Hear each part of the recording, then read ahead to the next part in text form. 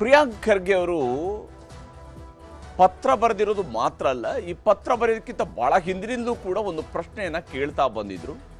RSSನವರು ಎಲ್ಲಿ ನೋಂದಾವಣೆ ಮಾಡ್ಕೊಂಡಿದ್ದಾರೆ, ಎಲ್ಲಿ ನೋಂದಾವಣೆ ಆಗಿದೆ, ಅವರ ನೋಂದಣಿ ಸಂಖ್ಯೆ ಏನು, ಅವ್ರದ್ದು ಯಾವಾಗ ರಿಜಿಸ್ಟ್ರೇಷನ್ ಮಾಡಿಸ್ಕೊಂಡಿದ್ದಾರೆ, ಸಂಘದ ರಿಜಿಸ್ಟ್ರೇಷನ್ ಆಗಿರೋದು ಯಾವಾಗ, ಈ ಪ್ರಶ್ನೆಯನ್ನ ಪ್ರಿಯಾಂಕ್ ಖರ್ಗೆ ಅವರು ಕೇಳ್ತಾ ಇದ್ರು.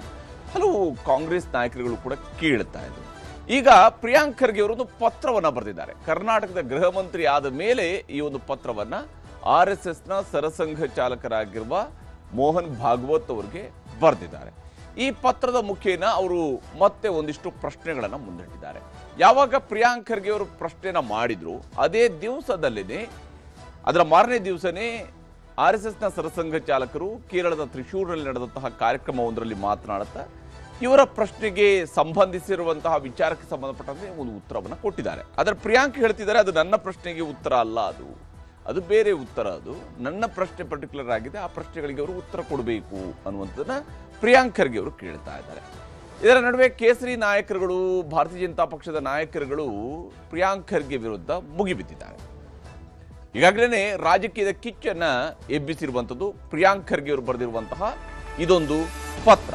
ಈ ಪತ್ರದ ಮುಖೇನ ಪ್ರಿಯಾಂಕ್ ಖರ್ಗೆ ಅವರು 2 ಪುಟಗಳ ಪತ್ರದಲ್ಲಿ RSSಗೆ ಅಭಿನಂದನೆಯನ್ನು ಸಲ್ಲಿಸ್ತಾನೆ 8 ಪ್ರಮುಖ ಪ್ರಶ್ನೆಗಳನ್ನು ಎತ್ತಿದ್ದಾರೆ. ಗೃಹ ಮಂತ್ರಿಯಾಗಿ ನಾನು ಪ್ರಶ್ನೆ ಕೇಳಿದ್ದೇನೆ, ಇದಕ್ಕೆ ಉತ್ತರ ಕೊಡಿ ಅಂತ ಅವರು ಕೇಳ್ತಾ ಇದ್ದಾರೆ. ಜೂನಿಯರ್ ಖರ್ಗೆ ವಿರುದ್ಧ ಕೇಸರಿ ಪಡೆ ಈಗಾಗಲೇ ಸಮರ ಸಾರಿದೆ. ಮಲ್ಲಿಕಾರ್ಜುನ ಖರ್ಗೆ ಅವರು ಕೂಡ RSS ವಿಚಾರದಲ್ಲಿ ಇಂಥದ್ದೇ ಪ್ರಶ್ನೆಗಳನ್ನ, ಇಂಥದ್ದೇ ರೀತಿಯಾದಂತಹ ಟೀಕೆಗಳನ್ನ ಈ ಹಿಂದಿನಿಂದಲೂ ಕೂಡ ಮಾಡ್ಕೊಂಡು ಬಂದಿದ್ದಾರೆ. ಆದರೆ ಪ್ರಿಯಾಂಕ್ ಖರ್ಗೆ ಅವರು ಇದನ್ನು ಅಧಿಕೃತಗೊಳಿಸೋದಕ್ಕೆ ಒಂದು ಪತ್ರವನ್ನ ಬರೆದಿದ್ದಾರೆ. ಆ ಪತ್ರದ ಮುಖೇನ ಪ್ರಿಯಾಂಕ್ ಖರ್ಗೆ ಅವರು ಕೆಲವೊಂದು ಪ್ರಶ್ನೆಗಳನ್ನ ಎತ್ತಿದ್ದಾರೆ ಮತ್ತು ಈ ಪ್ರಶ್ನೆಗಳಿಗೆ ನನಗೆ ಉತ್ತರ ಕೊಡಿ ಅಂತ ಕೇಳ್ತಾ ಇದ್ದಾರೆ. ಮತ್ತು ಈ ಉತ್ತರ ಕೇಳುವ ಸಂದರ್ಭದಲ್ಲಿ ಅವರು ಹೇಳ್ತಾ ಇರೋದು, ನಾನು ಕರ್ನಾಟಕದ ಗೃಹ ಸಚಿವನಾಗಿ ಈ ಪತ್ರವನ್ನ ಬರೆದಿದ್ದೀನಿ ಅಂತ ಹೇಳ್ತಾ ಇದ್ದಾರೆ. ಸಾಮಾನ್ಯವಾಗಿ ಪತ್ರವನ್ನ ಬರೆಯುವಂತಹದ್ದಕ್ಕೆ ಅಥವಾ ಉತ್ತರವನ್ನ ಕೇಳಿ ಪತ್ರವನ್ನ ಬರೆಯುವಂತಹ ಸಂದರ್ಭಗಳು ಬೇರೆ ಬೇರೆ ಸ್ವರೂಪದಲ್ಲಿ ಇದ್ದೇ ಇರ್ತವೆ. ಅದರಲ್ಲಿ ಮಂತ್ರಿಯೂ ಕೂಡ ಪತ್ರವನ್ನ ಬರೀಬಹುದು, ಯಾವುದೋ ಒಂದು ವಿಚಾರಕ್ಕೆ ಸಂಬಂಧಪಟ್ಟ ಪತ್ರವನ್ನ ಬರೀಬಹುದು. ಆ ರೀತಿಯಲ್ಲಿ ಈಗ ಮಂತ್ರಿ ಈಗ ಪತ್ರ ಬರೆದಿದ್ದಾರೆ. ಪತ್ರದ ಮುಖೇನ ಅವರು ಕೇಳಿದ್ದಾರೆ, ನನಗೆ ಇವುಗಳಿಗೆ ಉತ್ತರ ಕೊಡಿ ಅಂತ ಕೇಳಿದ್ದಾರೆ. ಉತ್ತರ ಕೊಡಲೇಬೇಕು ಅನ್ನುವಂತಹ ರೀತಿಯಲ್ಲಿ ಯಾವುದೇ ಪತ್ರಗೂ ಕೂಡ ಉತ್ತರ ಸಿಗೋದಿಲ್ಲ. ಉತ್ತರ ಕೊಡಲೇಬೇಕು ಅಂತ ಹೇಳಿಲ್ಲ, ಅದು ಉತ್ತರ ಕೊಡಬಹುದು, ಕೊಡದೆಯೂ ಇರಬಹುದು ಅನ್ನುವಂಥದ್ದು ಹಂತಕ್ಕೆ ನಿಲ್ಲುತ್ತೆ. ಈಗ ಇಲ್ಲಿ ಉತ್ತರವನ್ನ ಕೇಳ್ತಾ ಇರುವಂತಹ ಗೃಹ ಸಚಿವರು, ಇಲ್ಲ ನನಗೆ ಉತ್ತರ ಬೇಕು ಅಂತ ಹೇಳ್ತಿದ್ದಾರೆ, ನೀವು ನನಗೆ ಇದಕ್ಕೆ ಉತ್ತರ ಕೊಡಬೇಕು ಅಂತ ಕೇಳ್ತಾ ಇದ್ದಾರೆ. ಹಾಗಾದ್ರೆ ಏನು ಪ್ರಶ್ನೆಗಳಿಲ್ಲಿ? ಸಂಘದವರು ಇದಕ್ಕೆ ಉತ್ತರ ಕೊಡ್ತಾರಾ, ಏನು ಉತ್ತರ ಕೊಡ್ತಾರೆ ಅನ್ನುವಂತಹ ಕುತೂಹಲ ಇದ್ದೇ ಇದೆ. ಸಂಘದವರು ಉತ್ತರ ಕೊಡ್ತಾರಾ ಅನ್ನುವಂಥದ್ದನ್ನ ಪ್ರಿಯಾಂಕ್ ಖರ್ಗೆ ಅವರು ಕೇಳ್ತಾ ಇದ್ದಾರೆ. RSSಗೆ 8 ಪ್ರಶ್ನೆಗಳನ್ನ ಪ್ರಿಯಾಂಕ್ ಖರ್ಗೆ ಅವರು ಹಾಕಿದ್ದಾರೆ. RSSಗೆ ಸಂಬಂಧಿಸಿರುವಂತಹ 8 ಮೂಲ ಪ್ರಶ್ನೆಗಳನ್ನ ಪ್ರಿಯಾಂಕ್ ಖರ್ಗೆ ಅವರು ಹಾಕಿದ್ದಾರೆ. RSSನ ಸಾಂಸ್ಥಿಕ ಸ್ಥಾನಮಾನದ ಸಾಕ್ಷಿಗಳು ಏನು ಅನ್ನುವಂಥದ್ದನ್ನು ಅವರು ಕೇಳಿದ್ದಾರೆ. ಅಂದ್ರೆ RSSನ ಸ್ಥಾನಮಾನ ಯಾವ ರೀತಿಯಲ್ಲಿರುವಂಥದ್ದು, ಸಾಂಸ್ಥಿಕವಾಗಿರುವುದಕ್ಕೆ ಅವರ ಸ್ಥಾನಮಾನ ಏನು, RSSನ ಪ್ರತಿನಿಧಿಗಳು, ಕಚೇರಿ ಸಿಬ್ಬಂದಿ, ಶಾಖಾ ವ್ಯವಸ್ಥೆ ಹೇಗಿದೆ, ಯಾವ ಸ್ವರೂಪದಲ್ಲಿ ಇದು ಕಾರ್ಯನಿರ್ವಹಿಸುತ್ತೆ, RSSನ ಪ್ರತಿನಿಧಿಗಳು ಹಾಗೆಯೇ ಕಚೇರಿಯ ಸಿಬ್ಬಂದಿ ಇವರುಗಳಿಗೆಲ್ಲ ಯಾವ ರೀತಿಯಂತ ವ್ಯವಸ್ಥೆಗಳು ಮಾಡಲಾಗುತ್ತೆ ಅನ್ನೋದನ್ನು, ದೇಣಿಗೆಗಳು, ಕೊಡುಗೆಗಳು, ಖರ್ಚು ಮತ್ತು ಸ್ವತ್ತುಗಳ ವಿವರವನ್ನು ಕೂಡ ಅವರು ಕೇಳಿದ್ದಾರೆ. ದೇಣಿಗೆಗಳು ಅವರಿಗೆ ಸಂಗ್ರಹಿಸಿರುವಂಥದ್ದು, ಬಂದಿರುವಂತಹ ಕೊಡುಗೆಗಳ ಸಂಬಂಧಪಟ್ಟಂತಹ ವಿವರವನ್ನು ಕೂಡ ಅಲ್ಲಿ ಕೇಳಿದ್ದಾರೆ. ಜೊತೆಗೆ RSSನ ಆಸ್ತಿಗಳು ಮತ್ತು ಖರ್ಚಿನ ವಿವರಗಳು ಏನು ಅನ್ನೋದನ್ನು ಕೂಡ ಕೇಳಿದ್ದಾರೆ. RSS ಸ್ವಂತದಲ್ಲಿ ಹೊಂದಿರುವಂತಹ ಆಸ್ತಿಗಳು ಮತ್ತು ಖರ್ಚಿನ ವಿವರಗಳು ಏನೇನು ಅಂತ ಹೇಳಿ ಕೇಳಿದ್ದಾರೆ. ಸಂವಿಧಾನಬದ್ಧವಾದ ಕಾನೂನು ಪಾಲನೆ ಆಗ್ತಿದೆಯಾ ಅನ್ನುವಂತಹ ಪ್ರಶ್ನೆಯನ್ನು ಕೂಡ ಇಲ್ಲಿ ಪ್ರಿಯಾಂಕ್ ಖರ್ಗೆ ಅವರು ಎತ್ತಿದ್ದಾರೆ. ಸಂವಿಧಾನಬದ್ಧವಾದ ಕಾನೂನು ಪಾಲನೆ ಆಗ್ತಾ ಇದೆಯಾ RSS ಕಡೆಯಿಂದ ಅನ್ನುವಂಥದ್ದು ಪ್ರಿಯಾಂಕ್ ಖರ್ಗೆ ಅವರಿಗೆ ಕಾಡ್ತಾ ಇರುವಂತಹ ಪ್ರಶ್ನೆ. ನೋಂದಣಿ ಆಗದೆ ಕೆಲಸ ನಿರ್ವಹಿಸಲು ಕಾನೂನುಗಳು ಇವೆಯಾ?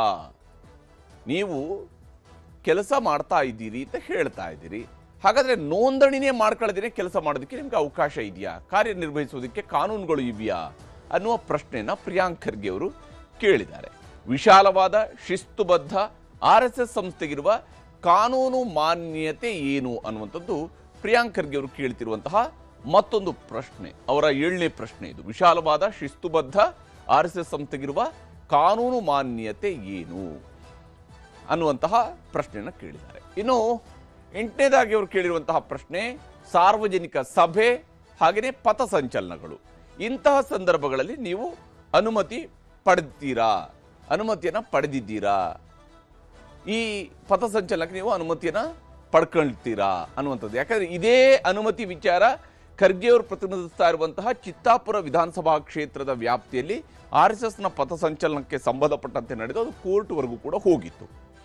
ಇದೇ ಕಾರಣಕ್ಕಾಗಿ ಈಗ ಅವರು ಕೇಳ್ತಾ ಇದ್ದಾರೆ ಪಥಸಂಚಲನಕ್ಕೆ ಅನುಮತಿ ಪಡೆದಿದೆಯೇ. ಆವಾಗ ಅವರು ಸಚಿವರಾಗಿದ್ದರು, ಚಿತ್ತಾಪುರದ ಶಾಸಕರಾಗಿದ್ದರು.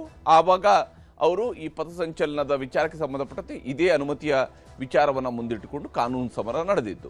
ಈಗ ಅವರು ಗೃಹ ಸಚಿವರಾಗಿದ್ದಾರೆ. ಹೀಗಾಗಿ ಅವರು ಗೃಹ ಸಚಿವರಾಗಿ ಈಗ ಎಲ್ಲ ಸಾರ್ವಜನಿಕ ಸಭೆಗಳು ಮತ್ತು ಪಥಸಂಚಲನಕ್ಕೆ ಸಂಬಂಧಪಟ್ಟಂತೆ ಪ್ರಶ್ನೆಯನ್ನ ಹಾಕಿದ್ದಾರೆ.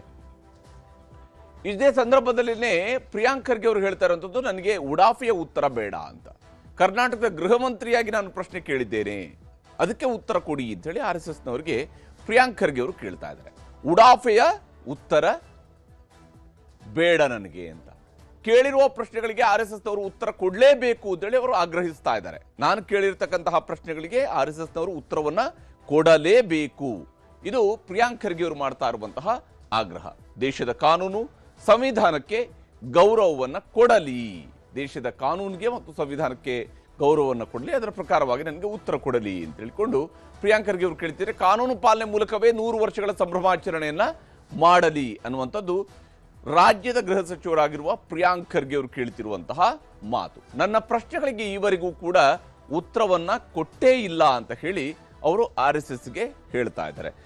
ಇನ್ಫ್ಯಾಕ್ಟ್ ಅವರು ಪತ್ರವನ್ನು ಬರೆದಿರುವಂಥ ಜೂನ್ 13ನೇ ತಾರೀಕಿಗೆ, 14ನೇ ತಾರೀಕಿನಂದು ಭಾಗವತ್ ಅವರು ಉತ್ತರವನ್ನ ಕೊಟ್ಟಿದ್ದಾರೆ. ಆದರೆ ಅದು ನನ್ನ ಪ್ರಶ್ನೆಗಳಿಗೆ, ನನ್ನ ಪತ್ರಕ್ಕೆ ಕೊಟ್ಟಿರುವ ಉತ್ತರ ಅಲ್ಲ ಅಂತ ಹೇಳುವಂಥದ್ದು ಪ್ರಿಯಾಂಕ್ ಖರ್ಗೆ ಅವರು ಕೊಡ್ತಿರುವಂತಹ ಸಮಜಾಯಿಷಿ.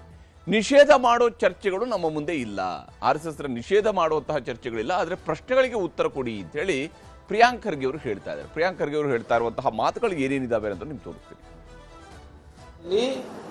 ಯಾವುದೇ ಸಂಘ ಸಂಸ್ಥೆ ಇರ್ಬೋದು, ಯಾವುದೇ ಧರ್ಮದ ಸಂಘ ಸಂಸ್ಥೆಗಳಿರ್ಬೋದು ಕೂಡ ಅವರು ಕಾನೂನು ಅಡಿನಲ್ಲಿ ಬರಬೇಕು. ನಮಗೆ ಗೊತ್ತಾಗಬೇಕಲ್ಲ, 20 ಲಕ್ಷ ಜನ ನೀವು ಸೇರಿಸ್ತಾ ಇದ್ದೀರಾ ಅಂದರೆ ರಾಜ್ಯದಲ್ಲಿ, ನೀವು ಯಾರು, ಹೇಗೆ ಸೇರಿಸ್ತಾ ಇದ್ದೀರಾ, ಯಾಕೆ ಸೇರಿಸ್ತಾ ಇದ್ದೀರಾ ಅಂತ ಗೊತ್ತಾಗಬಾರ್ದಾ? ಆಮೇಲೆ ಈ ವರದಿ ನೀವೇ ಬಿಡುಗಡೆ ಮಾಡಿದ್ದು. ನಾನು ಕೇಳ್ತಾ ಇರೋದೇನಪ್ಪ, ಭಾಳ ಸಿಂಪಲ್ ಪ್ರಶ್ನೆಗಳಲ್ಲ, 7 ಪ್ರಶ್ನೆಗಳು ಕೇಳಿದ್ದೀನಿ. ಆಯ್ತು, ನಿಮ್ಗೆ 7ಕ್ಕೂ ಕೊಡಲಿಕ್ಕೆ ಇಂಟ್ರೆಸ್ಟ್ ಇಲ್ಲ ಅಂದರೆ ಮೊದಲೇ 3-4 ಜನ ಹೇಳಬೇಕಲ್ಲ ನೀವು. ಪ್ರತಿಯೊಂದು ಚರ್ಚ್ ಇರ್ಬೋದು, ಮಸೀದಿ ಇರ್ಬೋದು, ದೇವಸ್ಥಾನ ಇರ್ಬೋದು, ವ್ಯಕ್ತಿ ಇರ್ಬೋದು, ಕಾರ್ಮಿಕ ಇರ್ಬೋದು, ಸಣ್ಣ ಪುಟ್ಟ ಅಂಗಡಿ ಇರ್ಬೋದು, ಸಣ್ಣ ಪುಟ್ಟ ವ್ಯಾಪಾರಿಗಳಿರ್ಬೋದು, ಎಲ್ಲರೂ ರಿಜಿಸ್ಟ್ರೇಷನ್ ಮಾಡ್ಕೊಂಡು ಕಾನೂನು ಪಾಲನೆ ಮಾಡ್ತಾರೆ. ಇವ್ರು ಮಾಡೋದಿಲ್ಲ ಅಂತ. Mister Mohan Bhagwat has not replied to this letter. उनका जो उत्तर था त्रिशूर में था जून 13 को, और मेरा letter of course it is on 13th June but released yesterday, dispatched yesterday on June 15th. ಹೀಗೆ ಪ್ರಿಯಾಂಕ್ ಖರ್ಗೆ ಅವರು ತನ್ನ ಪತ್ರಕ್ಕೆ ಕೊಟ್ಟಿರುವ ಉತ್ತರ ಅಲ್ಲ, ತ್ರಿಶೂರ್ನಲ್ಲಿ ಅವರು ಕೊಟ್ಟಿರುವಂತಹ ಉತ್ತರ ನನ್ನ ಪತ್ರಕ್ಕೆ ಕೊಟ್ಟಿರುವ ಉತ್ತರ ಅಲ್ಲ ಅಂತ ಹೇಳ್ತಾ ಇದ್ದಾರೆ. ಮತ್ತು ನನಗೆ ನೀವೆಲ್ಲ ಪ್ರಶ್ನೆಗಳಿಗೆ ಉತ್ತರ ಕೊಡದಿದ್ರು ಪರವಾಗಿಲ್ಲ, ಒಂದು 3-4 ಪ್ರಶ್ನೆಗಾದ್ರೂ ಉತ್ತರ ಕೊಡಿ ಅಂತ ಹೇಳ್ತಿದ್ದಾರೆ. ಪಾರದರ್ಶಕತೆ, ಖರ್ಚು ವೆಚ್ಚ ಕೇಳಿದರೆ ಧರ್ಮದ ಲೇಪವನ್ನ ಹಚ್ಚುತ್ತಾರೆ ಅನ್ನುವಂಥದ್ದು ಪ್ರಿಯಾಂಕ್ ಖರ್ಗೆ ಅವರ ಆಕ್ಷೇಪ. ಯಾಕಂದ್ರೆ ಈಗಾಗಲೇ ತ್ರಿಶೂರ್ನಲ್ಲಿ ಮಾತನಾಡಿರುವಂತಹ ಉತ್ತರ ಅದು ಕೂಡ ಸಾರ್ವಜನಿಕ ವಲಯದಲ್ಲಿ ಇರುವಂಥದ್ದು ಮೋಹನ್ ಭಾಗವತ್ ಅವರು ಕೊಟ್ಟಿದ್ದಾರೆ. ಪತ್ರದಲ್ಲಿ ಎಲ್ಲಾದರೂ ಹಿಂದೂ ಅಂತ ಇದೆಯಾ ಅನ್ನುವ ಪ್ರಶ್ನೆಯನ್ನ ಪ್ರಿಯಾಂಕ್ ಅವರು ಕೇಳ್ತಾ ಇದ್ದಾರೆ. ನಾನು ಬರೆದಿರ್ತಕ್ಕಂತಹ ಪತ್ರದಲ್ಲಿ ಎಲ್ಲಾದರೂ ನಾನು ಹಿಂದೂ ಅನ್ನುವಂಥ ವಿಚಾರಗಳನ್ನು ಬರೆದಿದ್ದೀನಾ ಅನ್ನುವ ಪ್ರಶ್ನೆಯನ್ನ ಮತ್ತೆ ಎಸೆದಿದ್ದಾರೆ. ಇಲ್ಲಿ ಹಿಂದೂ ಧರ್ಮವು ನೋಂದಣಿ ಆಗಿಲ್ಲ ಅನ್ನುವಂತಹ ಮಾತಿಗೆ ಸಂಬಂಧಪಟ್ಟಂತೆ, ಅಂದರೆ ಭಾಗವತ್ ಅವರು ಮಾತಾಡ್ತಾ ಹೇಳಿದರು RSSಗೆ ನೋಂದಣಿ ಆಗಿಲ್ಲ, ಯಾಕಂದರೆ ನೋಂದಣಿ ಮಾಡ್ಕೊಳ್ಳೇಬೇಕು ಅಂತ ಇಲ್ಲ, ನಾವು ಬ್ರಿಟಿಷರ ಕಾಲದಲ್ಲಿ ಶುರುವಾಗಿರುವ ಸಂಸ್ಥೆ ಇದು, ಯಾವತ್ತೂ ಕೂಡ ಯಾರೂ ನೋಂದಣಿಯನ್ನು ಮಾಡಿಸ್ಕೊಳ್ಳಿ ಅಂತ ನಮಗೆ ಹೇಳೂ ಇಲ್ಲ, ಕೇಳೂ ಇಲ್ಲ, ಮತ್ತು ಹಿಂದೂ ಧರ್ಮಕ್ಕೂ ಕೂಡ ಏನು ನೋಂದಣಿ ಅನ್ನುವಂಥದ್ದು ಇಲ್ಲ ಅಂತ ಹೇಳಿದರು. ಅದಕ್ಕೆ ಹಿಂದೂ ಧರ್ಮವು ನೋಂದಣಿ ಆಗಿಲ್ಲ ಅನ್ನುವಂತಹ ಮಾತಿಗೆ ಪ್ರಿಯಾಂಕ್ ಅವರು ಟಕ್ಕರ್ ಕೊಟ್ಟಿದ್ದಾರೆ. ನಾನು ಧರ್ಮದ ವಿಚಾರವನ್ನು ಇಲ್ಲಿ ಪ್ರಸ್ತಾಪಿಸಿಲ್ಲ ಅಂತ ಹೇಳಿ ಪ್ರಿಯಾಂಕ್ ಖರ್ಗೆ ಅವರು ಹೇಳ್ತಾ ಇದ್ದಾರೆ. ಏನಾದರೂ ಕೇಳಿದ್ರೆ ನೀವು ಧರ್ಮದ ಹೆಸರು ತರ್ತೀರಾ? ಧರ್ಮಕ್ಕೆ ಇದಕ್ಕೇನ್ರಿ ಸಂಬಂಧ? ಎಲ್ಲ ನಾನು ಹೇಳಿದ್ದೀನ ನೀವು ಧರ್ಮ ರಿಜಿಸ್ಟರ್ ಮಾಡ್ಕೊಳ್ಳಿ ಅಂತ. ಎಲ್ಲಿ ತೋರಿಸ್ಬಿಡಿ. ಇಲ್ಲೆಲ್ಲಿ ಈ ನನ್ನ ಪತ್ರದಲ್ಲಿ ಹಿಂದೂ ಅಂತ ಎಲ್ಲಾದರೂ ಒಂದು ಶಬ್ದ ಬಂದಿದೆಯಾ, ಪದ ಬಂದಿದೆಯಾ, ಧರ್ಮ ಅಂತ ಬಂದಿದೆಯಾ? ಒಂದು ತೋರಿಸ್ಬಿಡಿ ನನಗೆ. ಮೊನ್ನೆ ಮೋಹನ್ ಭಾಗವತ್ ಅವ್ರ ಸ್ಟೇಟ್ಮೆಂಟ್, ಅವ್ರೇನು ಹೇಳ್ತಾರೆ, ನಮಗೆ ಏನು ಅವಶ್ಯಕತೆ ಇಲ್ಲ ರಿಜಿಸ್ಟ್ರೇಷನ್, ಧರ್ಮಕ್ಕೆ ಯಾರು ರಿಜಿಸ್ಟ್ರೇಷನ್ ಕೇಳ್ತಾ ಇಲ್ಲ. ಯಾವುದೇ ಧರ್ಮ ಇರ್ಬೋದು, ಬೌದ್ಧ ಧರ್ಮ ಇರ್ಬೋದು, ಜೈನ್ ಧರ್ಮ ಇರ್ಬೋದು, ಬೇರೆ ಯಾವುದೇ ಧರ್ಮ ಇರ್ಬೋದು, ಯಾರು ರಿಜಿಸ್ಟ್ರೇಷನ್ ಧರ್ಮಕ್ಕೆ ಕೇಳ್ತಾ ಇಲ್ಲ, ನಿಮ್ಮ ಸಂಘಟನೆ ಕೇಳ್ತಾ ಇದ್ದೀವಿ. ಉಡಾಫೆ ಉತ್ತರ ಕೊಡೋದಲ್ಲ. ಯಾವ ಪೇಪರ್ ಇದೆ ತೋರಿಸ್ಬಿಡ್ಲಿ ನನಗೆ. ಬ್ಲ್ಯಾಂಕೆಟ್ ಇಮ್ಯುನಿಟಿ ಕೊಟ್ಟಿದ್ದಾರಾ ಇನ್ಕಮ್ ಟ್ಯಾಕ್ಸ್ ಅಪೆಲೇಟ್ ಟ್ರಿಬ್ಯುನಲ್ ಅವರು? IT ದವರು ಕೊಟ್ಟಿದ್ದಾರೇನ್ರಿ ಬ್ಲ್ಯಾಂಕೆಟ್ ಇಮ್ಯುನಿಟಿ ನಿಮಗೆ ಕಟ್ಟಬಾರ್ದು ಅಂತ? ಹೀಗೆ RSSಗೆ ಸಂಬಂಧಪಟ್ಟಂತಹ ಪ್ರಶ್ನೆಗಳನ್ನು ಅವರು ಕೇಳ್ತಾ ಇದ್ದಾರೆ. ಆದರೆ ಯಾವಾಗ ಈ ಮಾತುಗಳನ್ನು ಪ್ರಿಯಾಂಕ್ ಖರ್ಗೆ ಅವರು ಹೇಳಿದರು, ಅವರ ವಿಚಾರಗಳಿಗೆ ಸಂಬಂಧಪಟ್ಟಂತೆ ಪ್ರಿಯಾಂಕ್ ಖರ್ಗೆ ಅವರು ಮತ್ತೆ ಸಾಲು ಸಾಲು ಪ್ರಶ್ನೆಗಳನ್ನು ಮುನ್ನೆಲೆಗೆ ತಂದಿದ್ದಾರೆ. वही पूछ रहा हूँ, संघ के नाम पे कर रहे तो भैया संघ क्या है, कौन है, आपका पैसा कहाँ से आता है, वही तो पूछ रहा हूँ मैं भी. वो भी वही बोल रहे हैं, हम भी वही बोल रहे हैं.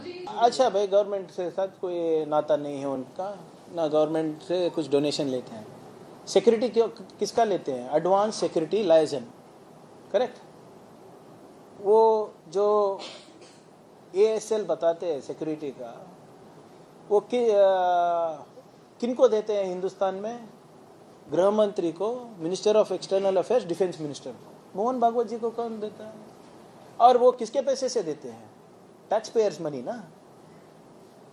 The security cover that is being given to Mohan Bhagwat ji is from taxpayers' money. Now you are not taking money from directly from government, okay.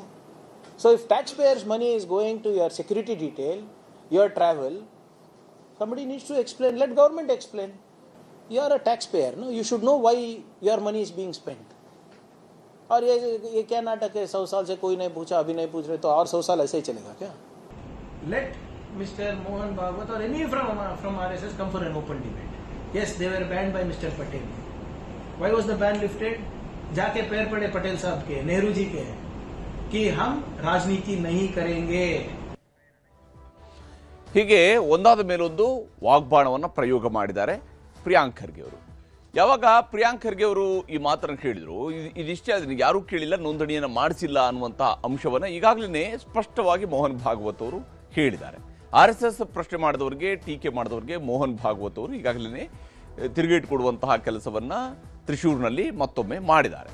ನಮ್ಮಲ್ಲಿ ರಹಸ್ಯ ಏನೂ ಇಲ್ಲ, ಬಹಿರಂಗವಾಗಿಯೇ ನಾವು ಕೆಲಸ ಮಾಡ್ತಾ ಇದ್ದೇವೆ, ನಾವೇನು ರಹಸ್ಯ ಕಾರ್ಯಾಚರಣೆಯನ್ನು ಮಾಡ್ತಾ ಇಲ್ಲ, ನಮ್ಮದು ಬಹಿರಂಗವಾಗಿರುವ ಕಾರ್ಯಾಚರಣೆ, ಬಹಿರಂಗವಾಗಿ ಕೆಲಸ ಮಾಡ್ತಾ ಇರುವಂತಹ ಒಂದು ಸಂಸ್ಥೆ ಇದು. ದೇಶದ ಜನರಿಗೆ ಸಂಘದ ಬಗ್ಗೆ ಎಲ್ಲವನ್ನು ಕೂಡ ನಾವು ಹೇಳಿದ್ದೇವೆ. ದೇಶದ ಜನರಿಗೆ RSS ಬಗ್ಗೆ ಹೇಳಬೇಕಾಗಿರುವಂಥ ವಿಚಾರಗಳನ್ನು ಎಲ್ಲವನ್ನು ಕೂಡ ನಾವು ಹೇಳಿದ್ದೇವೆ. ಹಾಗೆಯೇ ಇದೆಲ್ಲವೂ ಕೂಡ ರಾಜಕೀಯ ನಡೀತಾ ಇರುವಂಥದ್ದು. ನಮ್ಮ ನೋಂದಣಿಯ ಬಗ್ಗೆ ಎತ್ತುತ್ತಾ ಇರುವ ಪ್ರಶ್ನೆಗಳು ರಾಜಕೀಯ ಗಿಮಿಕ್ಗಳು ನಡೀತಾನೆ ಇರುತ್ತವೆ ಅನ್ನುವಂಥದ್ದು ಮೋಹನ್ ಭಾಗವತ್ ಅವರು ಕೊಡ್ತಾ ಇರುವಂತಹ ಉತ್ತರ. ಈ ರೀತಿಯಾದಂಥ ರಾಜಕೀಯ ಗಿಮಿಕ್ಗಳು ನಡೀತಾ ಇರ್ತವೆ. RSS ಶುರುವಾಗಿದ್ದು ಬ್ರಿಟಿಷರ ಕಾಲದಲ್ಲಿ. ಬ್ರಿಟಿಷರು ಭಾರತವನ್ನು ಆಳ್ತಾ ಇದ್ದಂತಹ ಕಾಲದಲ್ಲಿನೇ RSS ಆರಂಭ ಆಗಿತ್ತು. ಆಗಲೂ ಕೂಡ ಸಂಘದ ಕೆಲಸಕ್ಕೆ ನೋಂದಣಿ ಬೇಕಾಗಿರಲಿಲ್ಲ, ಈಗಲೂ ಬೇಕಿಲ್ಲ. ಆಗಲೂ ಕೂಡ ನೋಂದಣಿ ಮಾಡ್ಕೊಳ್ಳಬೇಕಾಗಿರಲಿಲ್ಲ, ಈಗಲೂ ನೋಂದಣಿ ಬೇಕಿಲ್ಲ. ಹಿಂದೂ ಧರ್ಮಕ್ಕೂ ಕೂಡ ನೋಂದಣಿ ಬೇಕಾಗಿಲ್ಲ, ಹಾಗೆಯೇ RSSಗೂ ಕೂಡ ನೋಂದಣಿ ಬೇಕಾಗಿಲ್ಲ. ಸರ್ಕಾರದ ಅನುದಾನ ಬೇಕಾದಂಥವ್ರು ನೋಂದಣಿಯನ್ನು ಮಾಡಿಸ್ಕೊಳ್ಬೇಕು. ಯಾರಿಗೆ ಸರ್ಕಾರದ ಅನುದಾನ ಬೇಕೋ ಅಂಥವ್ರು ನೋಂದಣಿ ಮಾಡಿಸ್ಕೋಬೇಕು. ನಮಗೆ ಸರ್ಕಾರದ ಅನುದಾನ ಬೇಕಾಗಿಲ್ಲ, ಸಂಘಕ್ಕೆ ಸರ್ಕಾರದ ಅನುದಾನ ಬೇಕಾಗಿಲ್ಲ ಅನ್ನುವಂಥ ಉತ್ತರವನ್ನು ಕೊಟ್ಟಿದ್ದಾರೆ. ಸರ್ಕಾರಗಳೇ 2 ಬಾರಿ ಸಂಘವನ್ನು ನಿಷೇಧ ಮಾಡಿವೆ. ಅದರಲ್ಲಿ 100 ವರ್ಷಗಳಿಂದ ನೋಂದಣಿ ಮಾಡಿಸಿ ಅಂತ ಯಾರು ಕೂಡ ಹೇಳಿಲ್ಲ, ಯಾರು ಕೂಡ ನಮಗೆ ನೋಂದಣಿ ಮಾಡ್ಕೊಳ್ಳಿ ಅಂತ ಹೇಳಿಲ್ಲ. ಸರ್ಕಾರದ ಬಳಿಯೇ ಇರುವಂತಹ ಸಂವಿಧಾನದಲ್ಲೂ ಕೂಡ ಅದನ್ನು ಹೇಳಿಲ್ಲ. ಸರ್ಕಾರ ಅಂಗೀಕಾರ ಮಾಡ್ಕೊಂಡಿರುವಂತಹ ಸಂವಿಧಾನದ ಪ್ರಕಾರವಾಗಿ ಕೂಡ ಇಲ್ಲ, ನೀವು ನೋಂದಣಿ ಮಾಡ್ಕೊಳ್ಬೇಕು ಅಂತ ಹೇಳಿಲ್ಲ ಅಂತ ಹೇಳಿ ಮೋಹನ್ ಭಾಗವತ್ ಅವರು ಈಗಾಗಲೇ ಒಂದು ಉತ್ತರವನ್ನು ಕೊಟ್ಟಿದ್ದಾರೆ. ನೋಂದಣಿಗೆ ಸಂಬಂಧಪಟ್ಟಂತೆ ಎತ್ತಿದ್ದಂತಹ ಪ್ರಶ್ನೆಗಳಿಗೆ ಉತ್ತರವಾಗಿ. ಸಂಘ started in British times and Sangha started as a public will. I narrated you how that churning of minds went on and the all accepted conclusion was taken up and worked upon. That was the Sangha. So it doesn't need any restriction. Hindu Dharma is not registered. Many things are not registered. Those who want to have funds from the government, they require registration. That has to be there. But Sangha, government knows Sangha is there. Government banned us twice, and that ban was released. Once by court order, another by Satyagraha. So government knows they banned RSS. That means they knew RSS is there. RSS is recognized. Over 100 years, nobody told us that you must register. Our constitution, written constitution, is with the government. We have submitted it in 1950s. Therein government would have said, okay, all is well, but you have not registered. First register, then we will accept. They did not say that. So why should I respond? All this is politics, nothing serious.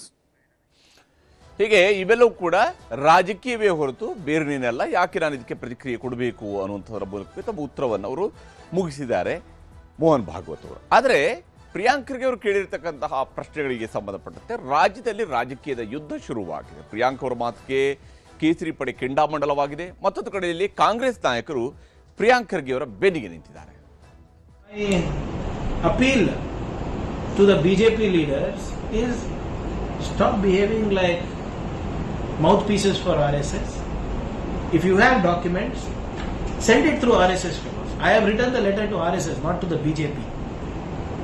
Why are the BJP people barking? You have a problem, go to your political masters and tell them that this is the problem that we are facing. This seems like a legal challenge. This seems like a constitutional challenge. Please address this. Fall at their feet, get the documents, and then speak. By naming me, shaming me, by attacking me and my family, it is not going to get you anywhere.